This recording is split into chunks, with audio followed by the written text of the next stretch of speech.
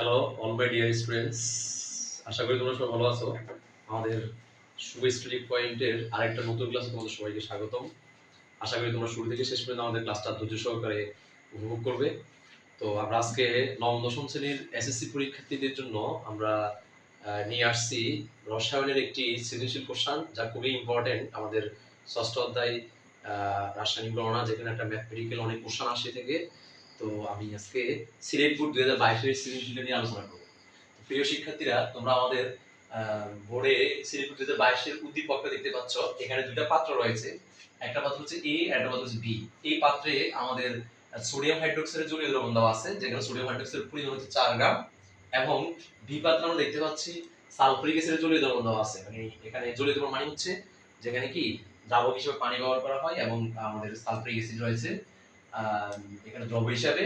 আর আমাদের দুইটি পাত্রেরই তোমরা দেখতে পাচ্ছ এখানে এই যে দ্বিমুখী তীর চিহ্ন দ্বারা বোঝাচ্ছে যে দুইটা পাত্রই আমাদের আয়তন হচ্ছে 200 ml। কেমন? তো আমাদের দেখো, এই যে ছোট প্রশ্নটা আমাদের জন্য যেটা করা হচ্ছে এ পাত্রের দ্রবণের মোলারিটি নির্ণয় করো। এখন মোলারিটি বিষয়টা কি? মোলারিটি হচ্ছে আসলে ঘনমাত্রা, অর্থাৎ 1 লিটার দ্রবণের মধ্যে আমার কি পরিমাণ মৌল দ্রবীভূত আছে, ঠিক আছে, তার উপর আমরা মোলারিটিটা নির্ণয় করতে পারি। তো আমাদের এখানে এই মোলারিটি যখন নির্ণয় করতে বলা, তখন আমাদের একটা সিম্পল সূত্র রয়েছে। এতে আমরা মোলারিটির সাথে দ্রবের ভরের এবং আয়তনের যে সম্পর্ক জড়িত সূত্র, সেটার সাহায্যে আমরা এই প্রশ্নটা সমাধান করব। তো তোমরা একটু ভরের দিকে তাকাও। আমাদের সূত্রটা যেটা, আমরা এটা সবাই জানি, তোমাদের আমরা জানি W হচ্ছে HBm/1000। ঠিক আছে প্রিয় শিক্ষার্থীরা, এখানে এই যে 1000টা, যখন আমরা এই সূত্রে কোনো কোথাও জায়গায় তোমরা যখন গাইড বুক গুলো ফলো করবা, তখন দেখবা যে এই 1000 কোথাও কোথাও নাই।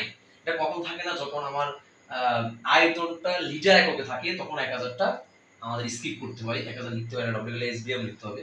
কিন্তু যদি তোমার যদি কি হয় এমএল এককে, বেশিরভাগ ক্ষেত্রে এমএল এককে থাকে, এই কারণে আমাদের অবশ্যই 1000 দিতেই হবে। কারণ তোমরা ধরো লিটার মিলিলিটারের মধ্যে আমাদের 1 লিটার সমান 1000 মিলিলিটার, সেই জায়গা থেকেই 1000 সংখ্যাটা আসছে।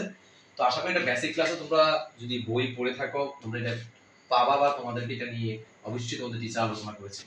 তা আমরা এখানে এই ডব্লিউ জিনিসটা কি? এই ডব্লিউ জিনিসটা হচ্ছে এই পাত্রের দ্রবণের মোলারিটি বের করছি। তার মানে এই পাত্রের দ্রবণে যে দ্রবটাকে নেওয়া হয়েছে তার ভর। এখন দেখো, এই পাত্রে দ্রবণ নেওয়া হয়েছে সোডিয়াম হাইড্রোক্সাইড। এখন কত গ্রাম নেওয়া হয়েছে? 4 গ্রাম। মানে এই 4 গ্রাম হচ্ছে কার মান? ডব্লিউ এর মান। তাহলে আমরা এখানে লিখতে পারি, এখানে ডব্লিউ হচ্ছে আমাদের কত? ডব্লিউ হচ্ছে সোডিয়াম হাইড্রোক্সাইডের আণবিক ভর। ক্যালকুলেটর, সোডিয়াম হাইড্রোক্সাইডের কি আণবিক ভর, সোডিয়াম হাইড্রোক্সাইডের আণবিক আণবিক ভর না, এটা হচ্ছে সোডিয়াম হাইড্রোক্সাইডের ভর, যেটা পাত্রে নেওয়া হয়েছে, সেটা হচ্ছে ডব্লিউ। এটা হচ্ছে কত গ্রাম? 4 গ্রাম। কেমন? এরপর আসো আমাদের এস মানে মোলারিটিটা বের করতে হবে, আমাদের এটা নির্ণয় করতে বলা হয়েছে। আমরা বি, এই বি মানে হচ্ছে আয়তন। কার আয়তন? দ্রবণের আয়তন। দ্রবণের আয়তন V কত? এই 200 ml হচ্ছে আমাদের দ্রবণের কি আয়তন। কেমন? এরপর দেখো M, এই M হচ্ছে আণবিক ভর। কার আণবিক ভর? যে দ্রবটা নেওয়া হয়েছে সে দ্রবের আণবিক ভর। এখন দ্রবটা নেওয়া হয়েছে কি? Sodium hydroxide. তো সোডিয়াম হাইড্রোক্সাইডের আমরা যদি আণবিক ভর বের করি, আণবিক ভর M সমান আণবিক ভর তোমরা নিশ্চয়ই সবাই বের করতে জানো। সোডিয়ামের কত? 23 প্লাস অক্সিজেনের কত? 16, তারপরে প্লাস হাইড্রোজেনের কত? 1। কেমন? তাহলে আমার টোটালি রেজাল্টটা কত দাঁড়ালো দেখো তোমরা। সেখান থেকে হচ্ছে আমাদের 40 গ্রাম। কেমন? এটা হচ্ছে কত গ্রাম? 40 গ্রাম। তোমরা এটা ইকুয়েশন গুলো দেখতে পাবা, আমাদের এখানে ক্যালকুলেশনে কত গ্রাম হয়? 40 গ্রাম। কেমন? সোডিয়াম জানার পর। তো প্রিয় শিক্ষার্থীরা, আমাদের এখন বাই করতে হবে কি? মোলারিটি। আমাদের বলা হচ্ছে কি? মোলারিটি। তো মোলারিটি এই সূত্রের মধ্যে কোনটা? এস। এই মোলারিটি এস সমান হোয়াট, এটা আমাদের বের করতে হবে। আমরা যদি ইকুয়েশন গুলো বসাই, দেখো মানগুলো এখানে ডব্লিউ এর মান হচ্ছে কত? 4। এস বের করতে হবে, বি এর মান হচ্ছে আমাদের কত? 200 ইনটু এম মানে হচ্ছে কত? আমাদের 40 বাই নিচে কত? 1000। এবার যদি আমরা আড়াআড়ি গুণের নিয়ম করি, বা বজ্র গুণ যেটাকে বলা হয়, এটা হচ্ছে 1 1 দি এস গুণ 200 গুণ 40। তাহলে আমাদের কত হয়? এস গুণ 4 দুগুণে কত? 8। আর আমাদের এখানে আছে 340। কেমন? 8000। আর 1000 দিয়ে 4 গুণ করলে কত হয়? 4000। তাহলে আমাদের S এর মানটা কত হবে? আমাদের পক্ষান্তরের বিধি অনুসারে এই 4000 এর কত হবে? 8000 হবে। এটা তোমরা সবাই জানো। সুতরাং দেখো এদিকে দেখাও আমাদের S সমান কত হলো? এই যে 4000 কে 8000 দিয়ে ভাগ করলে অবশ্যই 0.5 হবে এত মোল। আশা করি ব্যাপারটা তোমরা বুঝতে পারছো। তো এরকম মোলারিটি বের করতে হলে সিম্পল এই সূত্রের মধ্যে সবগুলো মান দেওয়া থাকবে, এগুলো বসাই তোমরা করলে হয়ে যাবে। কেমন? তো প্রিয় শিক্ষার্থীরা আমরা ছোটটা দেখলাম, এবার আমাদের কাজ হচ্ছে ঘ নাম্বারটা দেখা। কেমন? ঘ নাম্বারটা খুবই খুবই ইম্পর্টেন্ট। তোমাদেরকে বারবার বলি তোমরা ভিডিওটা অবশ্যই একটু পজ করে কি করবা, এটাকে তুলে নিবা। আমরা এখন তোমাদেরকে ঘ নাম্বার প্রশ্নটা সমাধান করে দেখাচ্ছি। প্রিয় শিক্ষার্থীরা, ঘ নাম্বারটার জন্য তুমি একটু মনোযোগ দিয়ে প্রশ্নটা পড়ো। এ ও বি পাত্রের দ্রবণকে মিশ্রিত করলে, অর্থাৎ তুমি এর দ্রবণকে যদি বি পাত্রে মিশ্রিত করো বা বি কে যদি এর সাথে মিশ্রিত করো, তাহলে কি ঘটবে?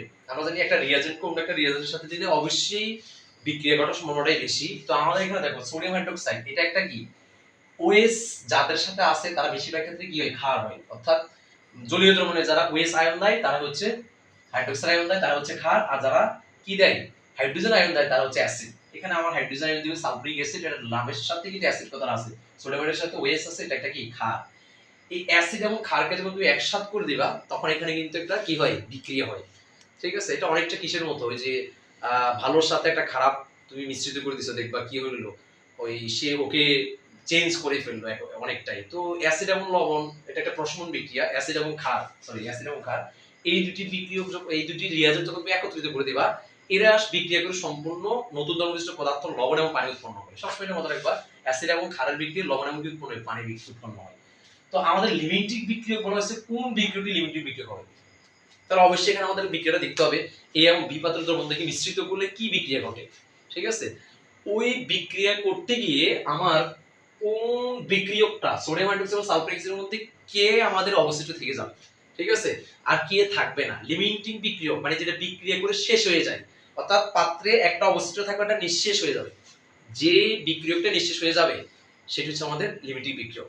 আসলে আমরা অ্যাপ্রোপ্রিয়েট কোনো কিছু কিন্তু পাত্রে নিতে পারি না।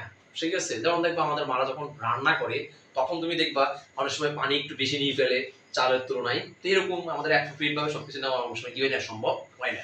তো লিমিটিং বিক্রিয়ক মানে আসলে আমরা দেখব এই দুটি বিক্রিয়ক বিক্রিয়া করার ফলে কোনটা অবশিষ্ট থাকছে, কোনটা নিঃশেষ হয়ে যাচ্ছে, যেটা নিঃশেষ হয়ে যাবে সেটা লিমিটিং বিক্রিয়ক। তো প্রিয় শিক্ষার্থীরা, আমরা যদি এ এবং বি পাত্রের দ্রবণ থেকে মিশ্রিত করে যে বিক্রিয়া হবে, তোমরা বাংলা লেখাটা লিখে নিবা, আমি স্কিপ করে গেলাম। আমি জাস্ট বিক্রিয়াটা দিয়ে শুরু করছি। আমাদের এই পাত্র হচ্ছে সোডিয়াম হাইড্রোক্সাইড, তার সাথে আমি মিশ্রিত করতেছি সালফারিক অ্যাসিড। এই দুটাকে মিশ্রিত করলে যেটা উৎপন্ন হবে সোডিয়াম এবং সালফেট, বিক্রিয়া করে উৎপন্ন করবে সোডিয়াম সালফেট। তো তোমরা অবশ্যই অনেকে বিক্রিয়া লিখতে গিয়ে একটু প্রেসার ক্রিয়েট হয় তোমাদের, যেটা হচ্ছে যোজনী মনে রাখতে হবে তোমাকে। এই সালফেট যৌগমূলকের